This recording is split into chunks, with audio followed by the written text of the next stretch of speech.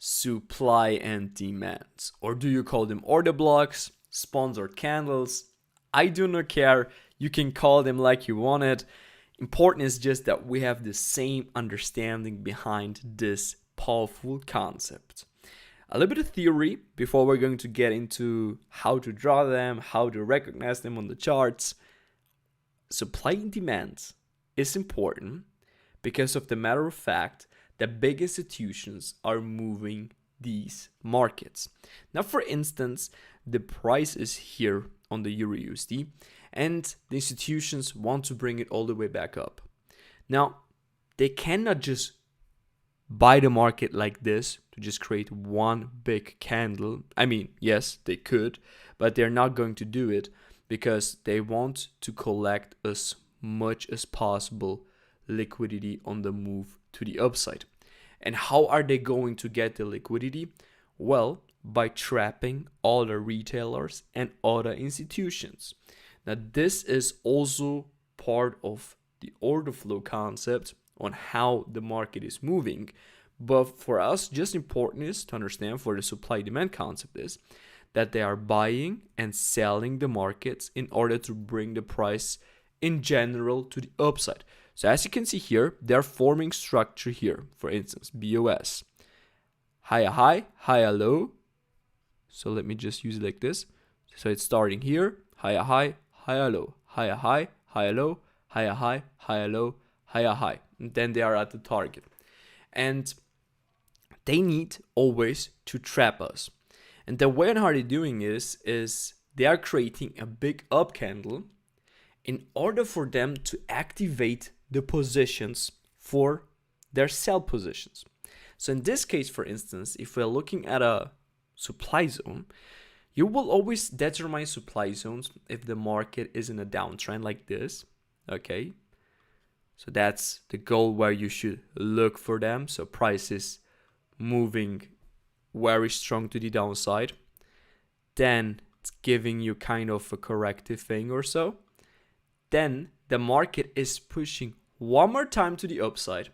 And with this movement to the upside, the goal for them should be to get some liquidity. Now, liquidity will be discussed in the next concept video.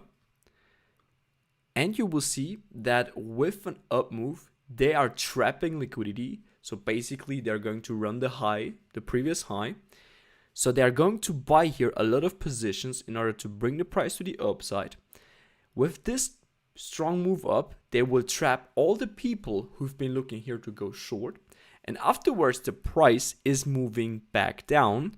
And very important is that you will also see price not only breaking the structure that I mapped out there, but also to break this structure here.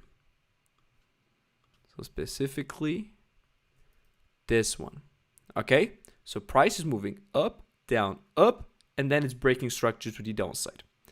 Important to see is that this up move candle needs to get broken. So you need to see price going below this wick, okay? So it doesn't need right now to close below it. It's okay if the price will even just spike below it. So for instance, if the candle will look like this, is also okay. Okay, so the characteristic itself, which is super important, is at the end that you see a BOS of the structure. Okay, that's something which you definitely want to see. But this is also a valid supply, even if the price would just move on. It would just not be really a strong supply zone. It is something which me personally, I would not really consider. I just consider it because you will see that on the lower time frames a valid supply zone. So if I'm speaking right now here for the 4 hours, for instance, you would definitely see something within it on the M15, which is a valid supply zone. But for me, a really valid supply zone is only one which broke structure, which swept liquidity previously, and if this candle looks similar like this, so that it really took out the wick. If it doesn't take out the wick, it means that there is not enough seller pressure in here, so they will probably not bring the price all the way back down. Okay, now you have a situation where price is then dropping to the downside, and more than likely you will see even more candles dropping then to the downside. This will rise. Here for this example, 3 red candles. Now, what we're going to map out is actually this whole thing here as a supply zone. So this is my supply zone. Perfectly. Now, what I do expect, and I know that this bank bought a market here, so specifically from this wick till this wick, in order to trap the liquidity from here so that they could drive the prices afterwards to the downside, because they collected liquidity within this market. This kind of thing looks on a lower time frame something like this. So if I'm zooming in, so this here, if this is zoomed in, will look something like this. For instance, on the M5. Could be an option like this, or it's just moving like this and then it's dropping down. And this strong move down will be at the end the bearish candle. So this one is the bearish candle, and this one will be the up candle. Okay, I just made it too big, but this is what this buy candle in reality is, and it will provide you here liquidity for the market. The same here, liquidity for the market. So just for your understanding, that you really understand what this is about on the lower time frame. Okay, now the expectation is, because of the matter of fact we know the institution left here some buying positions, which means they are never closing them. So institutions itself, they never close losses. They don't use stop losses. What they do is they're just letting their positions open, but they will return to it and they are going to close it around break even. Not always, some of them will be closed in a small loss, but in general speaking, they're always closing their positions around break even. Sometimes they're even closing it in a big loss, sometimes which will occur. But this is why they want always to see price returning all the way back up. They want to see price coming into the supply zone in order to close this buy position. And this is why you can expect whenever a price is returning to a supply zone that it can go till the 50% of it to the first half. And if it only took the first half, it's still possible that price will return even higher and then to drop down lower. That's also a possibility. So we never know what it will really do, but this is called mitigation. So when you see something like this, price is tapping into a supply zone, then this is mitigation. Okay, perfectly. So they're closing the long positions and they're going to add even more short positions. Now, how can you trade this? So let me just explain you right now. The buy, the demand zone. Demand zone is basically a short position, a short candle before a big up move candle. Same kind of thing. You're going to use this. Let me just draw here a serious movement to the upside. It's always more interesting if you see more candles, but everything is valid. But just to illustrate it to you a little bit better, so you just draw it like this. You just draw actually the red candle and of course the wick. So for instance, if this wick will be like this, you can draw it like this. And you should draw it like this. So it's always important that you're covering up the low. Now, such an engulfing candle is probably even more profitability than this one here, because here you got just the same, around the same wicks, but here you can see that the long candle even took here liquidity out, so there's definitely more power. Also here the same kind of thing, price could return to the 50% or not. Now what you can do, entry possibility, is you're waiting for price to come into the zone and you just go for a risk type of entry. Price is moving on. That's one possibility. Second possibility is if you don't like the risk reward, and in most cases you will get pretty good one, but if you're using it like this on the 50% or a little bit more here, so you're sure that you are going to grab it. Also on the stop loss, you can always put a little bit more extra because price could always wick a little bit below it. It will not destroy the supply demand if it only wicks below it. At the moment when we're going to see a close below or above in supply or demand zone, then yes, then it will be invalid. But a wick, it's not automatically making it invalid. But yes, could be also viewed as that. I'm just not doing it, not always. Of course, the context need to be here, but more than likely, if the price would just wick a little bit above it, it just means it needed more liquidity to grab from before it could really push in the right direction.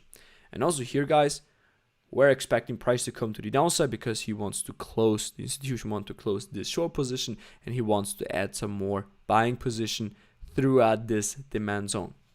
That's basically the whole concept. This is in this case the risk type of entry, and we have also confirmed entry styles that we can use in order to use supply, demand, and order blocks. Now, super important, and this is something which we didn't talk about, are imbalances, inefficiency candles. There are also a lot of names. I just call them imbalance. They're not, how should I say, it's not the most important thing to look for them. So me personally, I never just look explicitly for them, but it's good to know. You can see here in this case that between the buy candle and the next bearish candle here, there is a gap. So these wicks, they didn't meet, which means there is a market inefficiency. That means that the buyers and the sellers, because you need to understand there are multiple institutions here involved, they do not get a fair chance in the market. A fair chance is if they are meeting. So if there is no gap between them, that would mean that everybody has a fair chance, and that means price doesn't need to return to it. Because you can also expect the price, when you get a supply zone, to only come till this area to fill this gap and then to drop down lower. But this chance is super low, and it will always react off of some kind of supply zones or demand zones. So I feel that this kind of thing is already outdated to look for an imbalance, because if you got a supply zone with the characteristic that I've told you, with liquidity, break of structure, here not a bearish engulfing, but that the wick to the downside here in this case got taken out, or here the wick to the upside got taken out, then you already have a premium supply and demand zone, okay? And the imbalance will be anyway there, But it's good to know that sometimes a market will not return to the supply zone, or will not choose the supply zone, because sometimes you will have multiple supply zones and you don't know which one to choose. Then, for instance, you can look if there is even market inefficiency in it, if there is an imbalance, and then you can just say, okay, this is for me an extra confirmation that I'm going to only look at the supply zone. This is completely legit, completely okay. You can do that. Okay, so just wanted to mention that one thing. Me personally, I'm just not looking too much at this characteristic anymore. I did it in the past, but to be honest, I never found that I will have any advantage if I'm going to just explicitly map an imbalance on my chart. Okay, but yeah, like I said, almost every supply and demand zone will have this imbalance automatically, and you don't need to think too much about it. Okay, so for everybody who's new to this concept and is not 100% sure, just keep in mind, if there's a strong movement to the downside or a strong movement to the upside, this will be potentially a supply or a demand zone. Okay, well, that's basically it for the theory. Now we're going to get into the refinements, because these are not the only types on how to use supply demands, you can use them also a little bit different. And this is also important because this is what we've learned so far. So we got here supply zone, demand zone, everything good. This one here is a new supply zone in a new demand zone. These are just wicks. A wick where you can see the same kind of characteristic, price is breaking this to the downside, which can be also interpreted as a structure. Same here, because on the lower time frame, this is structure and it's breaking structure. They are just not as powerful as these ones. So these ones are the best supply zones that you can find. And these ones are not always the best. So there you need to have, of course, all the other things into consideration, into the whole context is important in order to really say, okay, I'm going to use these supply demand zones. But also these supply demands are giving you some sort of reaction. Now let me just explain you very quickly the theory behind it. You can see a move down, move up, move down. And this is exactly what a supply zone is, you know? So you expect price to come to it and then it will drop down. So here you have the BOS. Here we have then the next BOS, and here is your entry, because you understand this is a supply zone in this case. So nothing really difficult or so, but definitely worth giving this to have a look on this. Then we got another one, and these are wicks. The wicks here. Always when you see wicks, they can also be supply demand. Same kind of thing. You want to see that this candle get a BOS. The best thing is, of course, it will just break even some sort of structure so that it's moving like this. Market is like this. And you will see here another bullish candle to the upside. And you will see here a BOS. And then you expect price to come all the way back down till the wick. Okay, because here in this case, what you will see is, oh yeah, you could just use it like this, like we've learned it so far. Price will come here and move down. Now, when you say, okay, this is for me just way too much stop loss, then just go for the wicks. And you have automatically a nice refinement on the zone. That's it. That's the whole theory right now behind supply demand on how to draw them the right way. Really nothing difficult or so. Just keep in mind that you're doing it the right way. Always look for liquidity or inducement. That price will target the inducement before giving you that one movement, giving you a break of structure. Candle should be also get the wicks, so the high and the low. Doesn't need to take both, you know. So on a demand zone only here, the high. On a supply zone only the low is important. Okay. And now I'm going to show you how I'm using it when I put it into practice. So if we have right now this supply zone, or let me just come here up, because this is how I'm using supply demand. It's a variation on how to use it. But we're going to go over on the practice example. When you got the supply zone, and this supply zone right now is one on the 4 hours.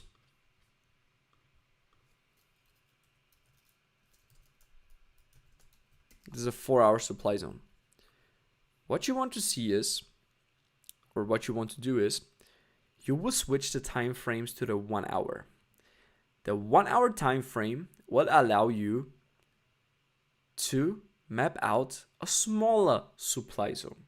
Sometimes it will be almost the same size. Then you go to the M15 and you will get another supply zone which is even lower, or potentially you will get on M15 2 supply zones. Within that 4 hour you got 2 M15. Now what I'm doing then is I'm deleting the 1 hour and I'm deleting the 4 hour, because I got right now already, for instance, 2 M15 supply zones. So I just know that exactly between these 2 M15 supply zones there is nothing. So it will be just something which, if the market will choose the first one, it will drop down.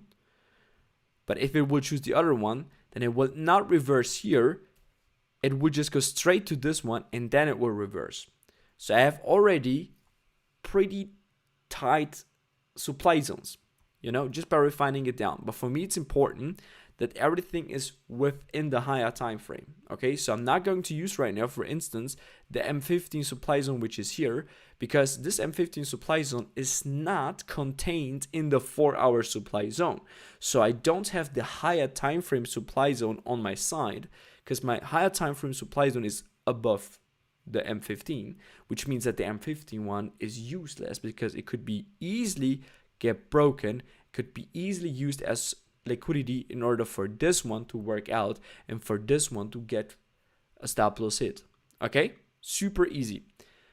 After I'm done with the M15 supply zone refinement, I go to the M5 and the M1, and at the end I will get a super tight entry on the M1 and a super tight entry on the other one as well.